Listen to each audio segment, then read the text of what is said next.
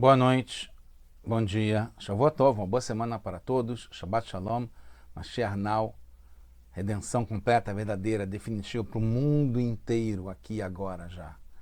A pergunta é, faz sentido destruir para construir? Quebrar para consertar, para refazer?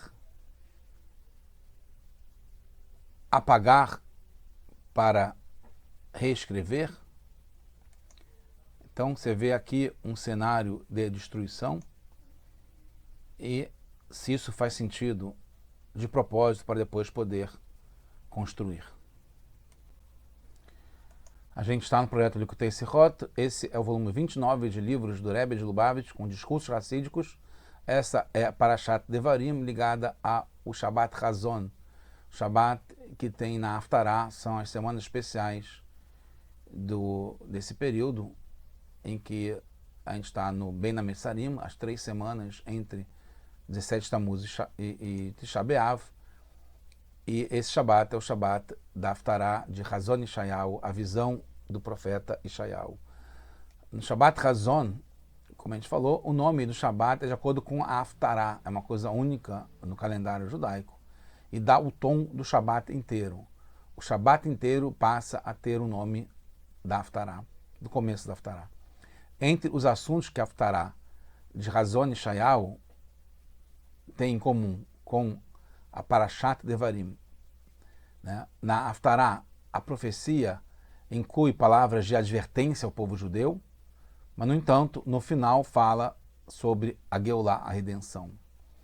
Esse mesmo padrão segue na Parashat Devarim, em que no começo fala sobre advertências de Moshe, lembrando tudo que foi feito no deserto, de coisas não tão positivas que o povo passou e fez, e termina falando sobre a entrada em Eretz Israel, na terra de Israel, que está ligado com a Geulah, com a redenção também. E assim é no final da Haftarah, Ishayahu, Vashiva Shaveter, que é Varishoná, que a gente fala também na Tefilá, na Amidah, que eu vou retornar os juízes como eram antes, e Yotzer Betehilá, e os conselheiros como eram antes, e Harechen Karel Lecha Iratzedek, Keriá Nemaná, e termina com a famosa frase Tzion Bemishpat Tipadeh, que Tzion, a terra de Israel, chamada de Tzion, vai ser redimida com julgamento, e Shavei Tzedakah, e os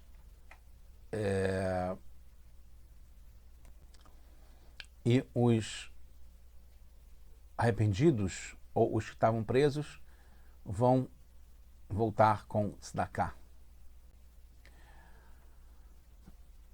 E termina Dvarim falando para não ter medo, que Hashem Elokechem, ele vai lutar por vocês.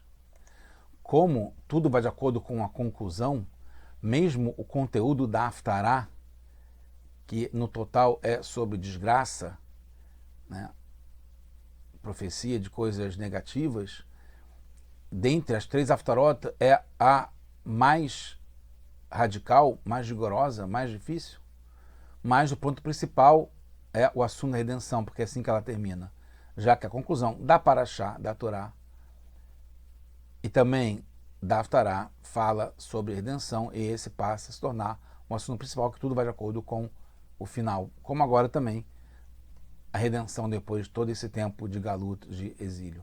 No livro Likutei Torá do Alter Rebbe, o único mamar que tem nessa Parashá é sobre esse final, Tzion Bemishpat Tipadeh, que a terra de Israel vai ser redimida com julgamento. Não encontramos isso nas outras Parashot. Por que isso? Porque o único mamar que tem sobre essa Parashá inteira é sobre o final da Haftarah, que fala sobre redenção, justamente a resposta na própria pergunta, porque é a única que fala sobre redenção depois do exílio, como está aqui. A gente tem uma história interessante no Yalkut Shimoni, que é um Midrash, que fala que subiu o leão Arié, né, a palavra Arié, que é leão, no signo Arié, de novo, também leão, que é na época de julho, agosto, e Riv et Ariel, e destruiu o Ariel, também o leão, como é chamado o Bet HaMikdash, que tem a forma de um leão. Depois fala, Alá Arie Zé Nebuchadnezzar. Quem é esse Arie que subiu o Nabucodonosor da Babilônia? Que ele é comparado com um leão, como a gente vai ver em outras fontes. Como está escrito, Alá Arie Mesabecho, como a gente vai ver isso em seguida. Mas Alá Arie é o mês de Av, né, quando teve a destruição do Bet HaMikdash, em Tisha B'Av, que é o Chodesh HaMishi. E ele destruiu o Bet HaMikdash, que é chamado Kiryat Hanat David. E aí isso é tudo para que depois venha o Arie, que é Hashem, Kadosh Baruch Hu, também no mês de Arie, no mês de Av, e vai reconstruir o Ariel, que é o Bet HaMikdash. A avó Arie Zé Kadosh Baruch Hu é Hashem, e como está escrito, Arie Sha'ag, que é o leão que ruge, como Hashem é chamado.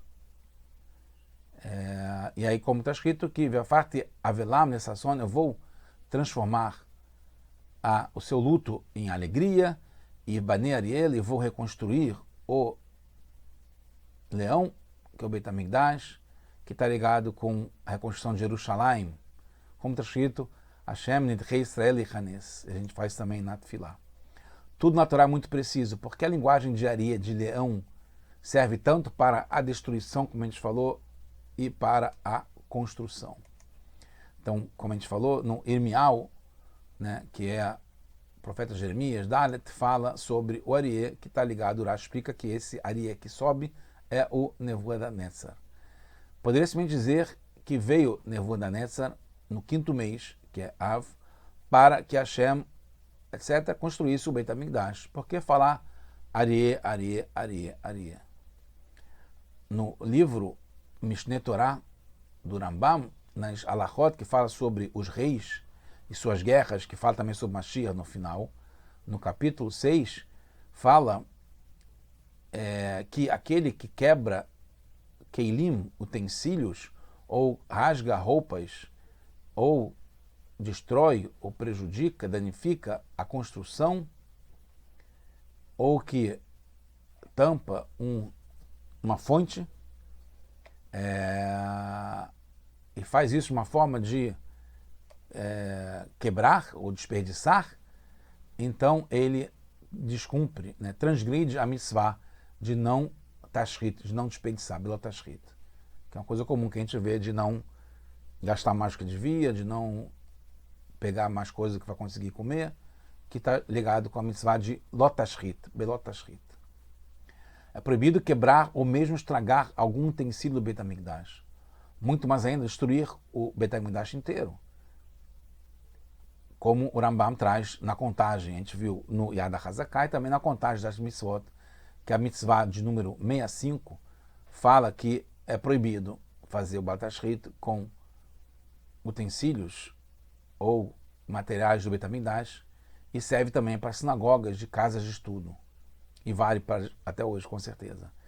E está escrito que Hashem cumpre as mitzvot que ele nos ordena. Como é que ele pode ter deixado, então, e muito mais ainda, dar a missão de destruir o Bet HaMikdash ou deixar que destruísse? É Batashrit, no último, como se diz. Por um lado, dá para entender que Hashem despejou sua ira na pedra e não no povo, como a gente vai ver em seguida. E tem também no Tehilim Mizmor Le'asaf, que fala sobre a destruição do Bet HaMikdash e chama de Mizmor, que é um cântico de alegria, e não Berri Le'asaf, ou choro de tristeza para Asaf. Por quê?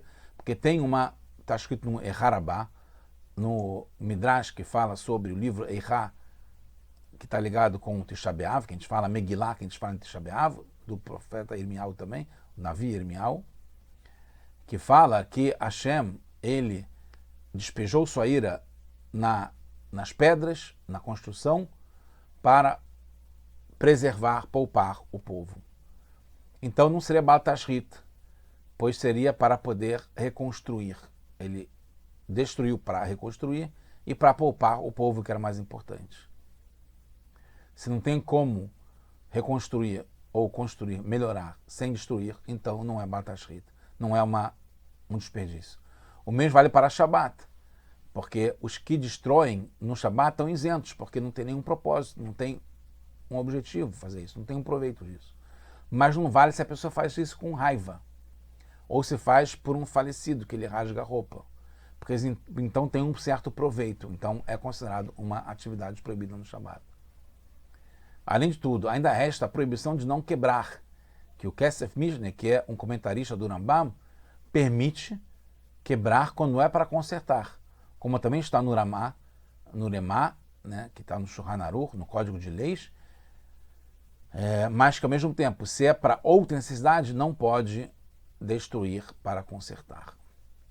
Por isso, no Alkut Shimoni que a gente viu, que fala sobre esse Midrash, sobre Eichá, traz o objetivo da destruição, aí vale, se é para reconstruir. Por isso, tem duplicidade quando fala que o leão subirá. Né? O leão subiu, que é o Nebuchadnezzar, depois fala o leão subiu, que é Hashem. Tanto o primeiro e mais ainda o segundo Beit HaMikdash, esse é um ponto muito interessante, não precisa esperar o futuro para que comece a reconstrução. A questão pode ser agora já, não precisa esperar depois de um tempo, quando o Mashiach chegar ou quando a gente tiver a Geulah. Imediatamente já pode ser uma construção eterna de Hashem. Está explicado que tem um Midrash que conta que teve um Yehudi, um judeu, que estava arando o campo e, de repente, a sua vaca mugiu. Passou um árabe e falou para ele: Yehudi, pare de arar o campo, porque como a tua vaca mugiu, e ela disse que em instantes vai ter se destruído o teu Beit HaMikdash. Passaram alguns instantes e depois a vaca mugiu de novo. E Yehudi, o árabe falou: judeu, volte e continue a arar, porque de novo a tua vaca mugiu e deu a notícia que acabou de nascer o teu Mashiach. Moshiach Shel Israel, que seja agora o Mashiach, aquele que vai salvar o povo judeu. Na parte penimi, íntima da Torá, a gente entende que não só nasceu Mashiach naquele momento, como ele já estava pronto imediatamente depois da destruição para trazer a redenção. Não é que ele nasceu só depois de um tempão vai trazer a redenção. Não, ele tem que estar pronto já. Assim que teve a destruição, logo depois nasceu já Mashiach para poder redimir. Porque, além de não ter um lapso de tempo entre a destruição e a redenção, e logo depois da construção do Beit HaMikdash, a gente vê isso, que é necessário Mashiach estar pronto a qualquer instante para poder trazer a redenção. Reveladamente, tem ainda, nos nossos dias, 9 de Av, Tisha B'Av, o luto, o assunto de destruição, do jejum, etc. Mas isso é só para trazer a redenção já agora. Isso já tinha até no Brit Ben Abetarim, no pacto entre Hashem e Avraham Avinu, que falou que ia ter o exílio de Mitzrayim, Galut de Mitzrayim, escravidão em Mitzrayim, mas de lá sairíamos ricos. Não é que ia demorar um tempão até a gente ter riqueza, não. No momento que a gente sai do Egito, sai do exílio, já estamos ricos. No momento que termina a destruição, já começa a reconstrução.